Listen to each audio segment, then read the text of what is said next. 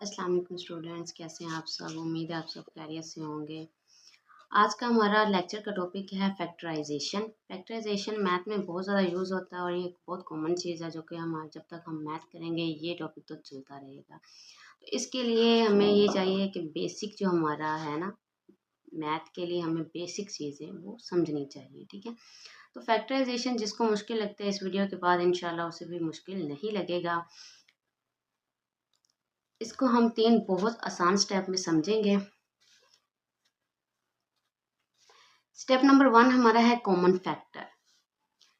Factorisation का step number 1 है common factor. जैसा कि आपको इसके नाम से ही क्लियर हो रहा है कि इसमें हमने कॉमन लेना है। ठीक है, तो हमारे पास एक क्वेश्चन है, जैसे कि आपके सामने है एक क्वेश्चन है। इसमें हम देखेंगे कि हमारे पास कॉमन फैक्टर कौन सा आ रहा है। इन दो वैल्यूज में से हमारे पास कॉमन कौन सा फैक्टर आ रहा है। जैसे हम एक्स को देखें तो एक्स हमारे पास इधर है फर्स्ट वैल्यू में, लेकिन सेकंड वैल्यू में एक्स नहीं है, तो इसका मतलब एक्स हमारा कॉमन फैक्टर नहीं होगा। उसके बाद 2 आ गया, इधर 2 हमारे पास कॉमन फैक्टर आएगा क्योंकि 2 इधर है और 4 भी 2 के टेबल में आता है, तो इसका मतलब इधर हमारा कॉमन फैक्टर बन गया 2।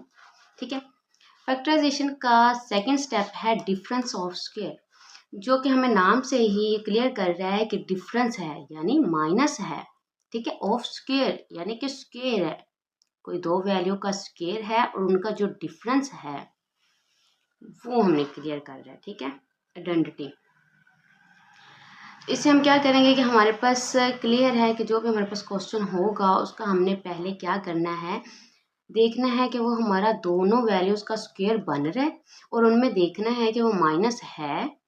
ठीक है, अगर हमारे पास कोई ऐसा क्वेश्चन है जो दोनों वैल्यूज यानी कि इसका भी स्क्वायर है और दूसरी वैल्यू का भी स्क्वायर बन रहा है और दरमियान में क्या है माइनस, जैसे ये हमारे पास x का स्क्वायर। ठीक है, इधर हमने x वैसे लिख लिया, ये माइनस आ गया, लेकिन 9 हमारे पास स्क्वायर नहीं है, तो इसको स्क्वायर बनाने के लिए हमने अपने क्वेश्चन के जो हमारे पास हाइडिंग है उसके अकॉर्डिंग इसको स्क्वायर बनाने के लिए हमने कोई ऐसा नंबर देखना है जिसका हम स्क्वायर लें तो वो 9 आ जाए।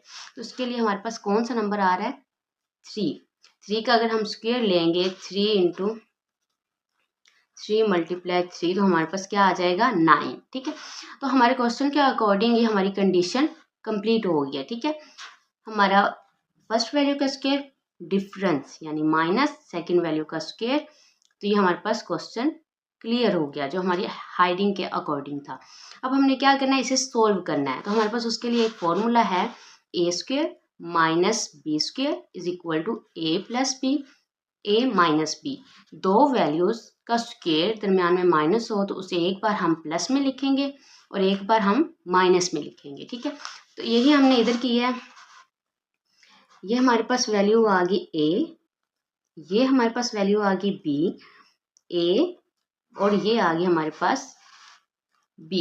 ठीक है, तो हमने क्या करना है कि ये हमारे पास ए का स्क्वायर है, जैसे इधर था ए का स्क्वायर, ये हमारे पास बी का स्क्वायर, बी का स्क्वायर हमारे पास क्या आ गया 3 बी की जगह पे। तो हम क्या करेंगे ए यानी कि ए हमारे पास इधर है हमारा कौन सा है एक्स प्लस, जैसे हमारे फॉर्मूला में है प्लस 3, इधर हमारा बी क्या है 3, तो हमने ए प्लस बी और ए माइनस बी लिख दिया। ठीक है, क्वेश्चन के अकॉर्डिंग हमारे पास ए बन रहा है एक्स, हमारे फॉर्मूला में ए एक्स और बी हमारे पास बन रहा है 3।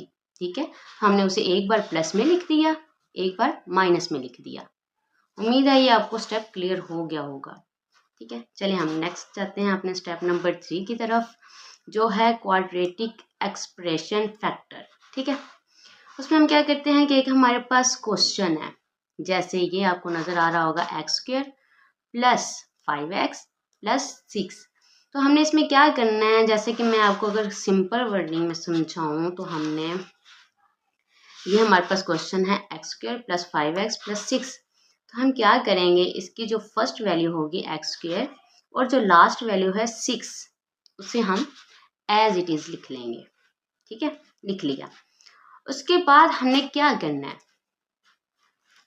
इसके बाद हमने ये करना है कि कोई ऐसी वैल्यू हमने देखनी है, ऐसी दो वैल्यूज जिनको हम अगर मल्टीप्लाई करें तो हमारे पास ये लास्ट वैल्यू 6 आए, और अगर हम उन्हें प्लस या माइनस करें तो हमारे पास ये दरमियान वाली वैल्यू 5 आए। ठीक है, उसके लिए हम क्या करेंगे, कोई फैक्टर सोचते हैं कौन सा है जिसको मल्टीप्लाई करने से हमारे पास 6 आ जाए, और उन्हीं दो फैक्टर्स को जब हम प्लस या माइनस करें तो हमारे पास 5 आ जाए। तो हमारे पास उसके लिए फैक्टर आ रहा है, दो वैल्यूज आ रही हैं 3 और 2। जैसा कि मैं आपको इधर बताती हूँ, 3 × 2, 3 को 2 से मल्टीप्लाई करेंगे तो हमारे पास आ जाएगा 6, और जब यही 3 और 2 को हम प्लस करेंगे तो हमारे पास आ जाएगा 5। यानी कि हमारे पास दो फैक्टर आ गए। हमें कौन से दो फैक्टर चाहिए थे?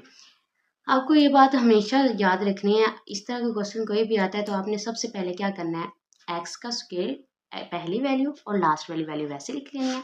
उसके बाद आपने कॉमन सी चीज़ है कि जो ये लास्ट वाली वैल्यू होगी 6, जैसे इधर 6 है, लास्ट वाली वैल्यू जो भी होगी ना, दो वैल्यूज ऐसी ढूंढनी है जिनको हम मल्टीप्लाई करें तो ये वैल्यू आती हो। ठीक है, और अगर हम उन्हें प्लस या माइनस करें तो हमारा ये दरमियान वाली उन्हीं दो वैल्यूज को, जैसे ये हमने लिया है ना 3 और 2, इनको मल्टीप्लाई करेंगे तो 6 आएगा, और जब इन दोनों को हम प्लस करेंगे तो हमारे पास 5 आ रहा है। ठीक है, तो हमेशा ये बात याद रखनी है कि लास्ट वाली वैल्यूज को हमने लास्ट वाली वैल्यू जो हमारे पास 6 है, दो वैल्यू ऐसी ढूंढनी है जो इसका मल्टीपल हो और इसका प्लस या माइनस। ठीक है, तो क्वेश्चन की तरफ चलते हैं। अब हम क्या करेंगे कि ये हमारे पास आ गया 3, इधर हम लिख लेंगे 3x।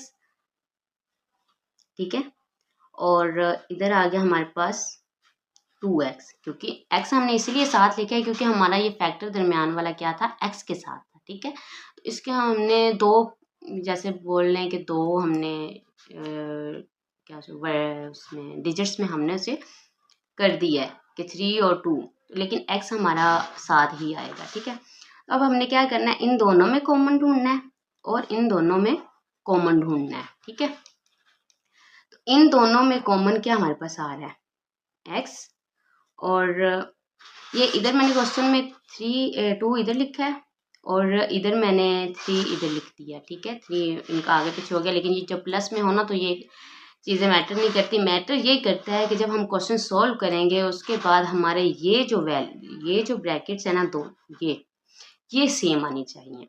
अगर ये हमारी सेम आ गई, ये हमारा जो x+2 है और ये x+2 है, ये सेम आ गया। अगर इधर माइनस का भी डिफरेंस हुआ तो ये हमारा क्वेश्चन रॉन्ग होगा। ठीक है, इधर हम कॉमन फैक्टर देख लेते हैं, हमारे पास क्या है, x एक कॉमन आ गया, एक x हमने इधर लिख लिया, प्लस 3 आ गया, ये x जो 3 के साथ था ये बाहर आ गया। ठीक है, प्लस इसमें कॉमन क्या आ रहा है, 2 आ रहा है। ठीक है, जैसे ऊपर हमने कॉमन वाली चीज़ समझी है तो आपको इजीली अब समझ आ जाएगी। 2 बाहर आ गया, इधर से 2 बाहर आ गया तो x बचा, x को हमने ब्रैकेट में लिख लिया, प्लस ये 6 था तो इधर हमारे पास क्या आ जाएगा, 2 3 आर 6। ठीक है, ठीक, तो अब देखो मैंने पहले इस इधर जो सॉल्व किया तो उधर मैंने ये रकम 2 ली थी। ठीक है, और इधर मैंने 3 ले लिया, तो ये क्या हो गया, ये ब्रैकेट और ये ब्रैकेट सेम आ गए, तो मतलब हमारा क्वेश्चन ठीक है।